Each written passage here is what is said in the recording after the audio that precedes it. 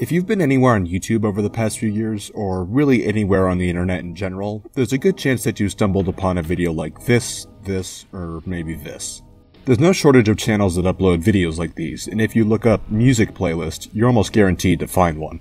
As you could probably tell from the title of this video, these playlists are almost entirely composed of AI generated music, and most of the time, the art featured in them is also made this way. On the surface level, this might seem like nothing more than a simple nuisance, something that can go away with just a few clicks. But taking a closer look at this phenomenon reflects on a much bigger problem surrounding generative technology and how it's become so prevalent in everyday life. In this video, I'll go over some of the technologies used to create these videos, why they're so problematic in today's world, and what it could mean for real artists in the future.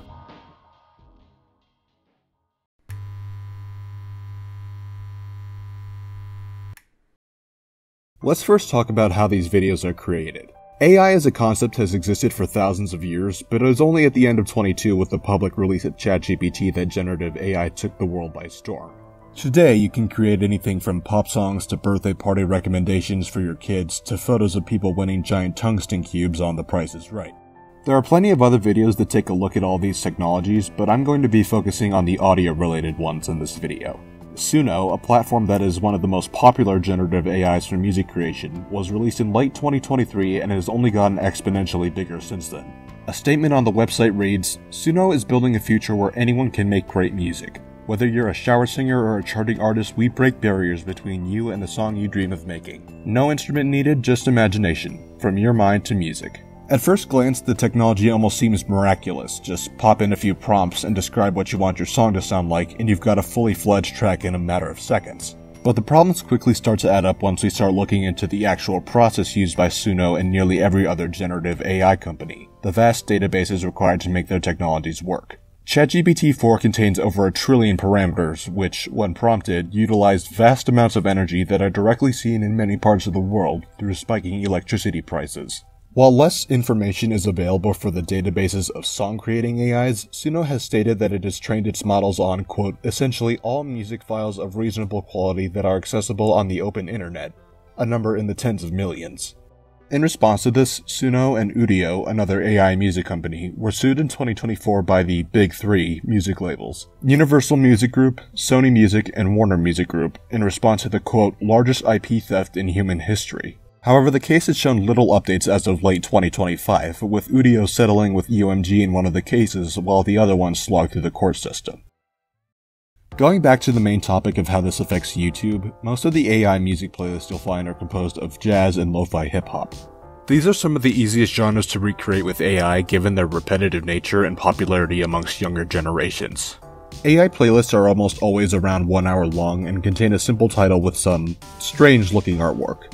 In the description, the song titles are pretty vague and sound very similar to each other. This channel, for example, has created a very impressive 58 albums in this year alone, with over 2.5 hours of music uploaded every single day. YouTube supposedly has some guidelines in place that are meant to let users identify AI-generated work, but this is done from the uploader's side and often doesn't show up on any of the videos that I've shown here. The sheer quantity of videos that channels like this can produce, along with the number of AI music channels in general, has resulted in actual artists being washed away in an ocean of artificial works. This problem isn't confined to just YouTube either. Other huge streaming services such as Spotify, Apple Music, and more have seen a massive wave of AI-generated content flooding their platforms. Some musicians on YouTube, like Venus Theory, have received copyright strikes from people who make AI music based on their songs. In the past few months, multiple AI artists have actively debuted on the Billboard charts, with one of them called Shania Monet signing a multi-million-dollar deal just this month. So why does this matter so much? Why is it so important to support human art today?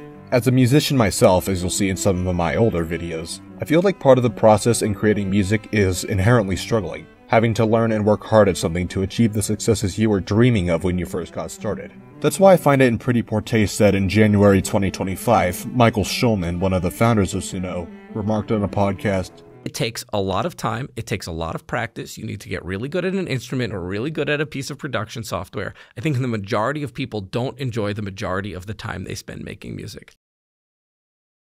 Call me crazy, but this is not the most effective way to get artists to use your platform. If anything, the entire essence of artificial intelligence artwork, whether it's music, digital art, or any other form of media, is incredibly hostile and malicious towards artists who have struggled to make their line of work feasible. Some of my favorite music-related artworks ever created by humanity are the Golden Records, which were launched into space as part of the Voyager 1 and 2 satellites in 1977. Both satellites are currently flying out from the solar system in search of distant stars, but we're still able to communicate with them. On the Golden Records, which are parts of the satellite, they contain audio transcriptions of some of the most important songs and sounds in human history, along with photographs to represent our species as a whole. Carl Sagan, the world-renowned astronomer who helped command the creation of the records, described each Voyager itself being a message. Quote, "In the lofty ambition of their objectives, and their utter lack of intent to do harm, and in the brilliance of their design and performance, these robots speak eloquently for us." In a way, the Voyager records remind me of the cave artwork that we've seen in some caves from millennia ago. The simple fact that we, as humans, were here, and we want to make that known. Now, the odds of any alien species actually finding and managing to decode the records are effectively zero. But the simple truth is that there is a definite possibility that the Golden Records remain the final lasting pieces of humanity, billions of years from now, endlessly flying through the infinite black space that is our universe.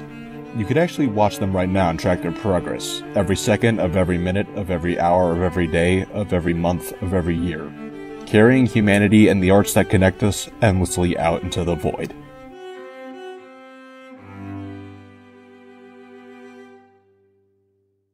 So, what can we do? What can we, as average people, do to help support human artists for years to come and ensure that their mediums aren't completely oversaturated with AI-generated content? One of the most effective ways to discourage this practice is just ignoring them. If you think you might be listening to something that's AI-generated, make sure you check the description. If there's little to no information about an artist and the channel has been uploading unreasonable amounts of content, then you can be pretty sure this is a channel to avoid in the future. After all, if nobody ever bothered to actually create the music, then why should anybody be bothered to listen to it? But what's more important than avoiding AI-generated content is actively supporting real channels. Some of my favorite channels for when I'm studying include Chillhop Music and Lofi Girl, which have both pledged to feature solely human-created work, both auditory and visual. I want to end this video by saying something to fellow artists and musicians out there. Do not give up. Nobody makes art because it's easy. It's inherently a difficult process, but it's also intrinsic to being human. Artists create because we can't help ourselves. We learn, we struggle, and most importantly, we fail.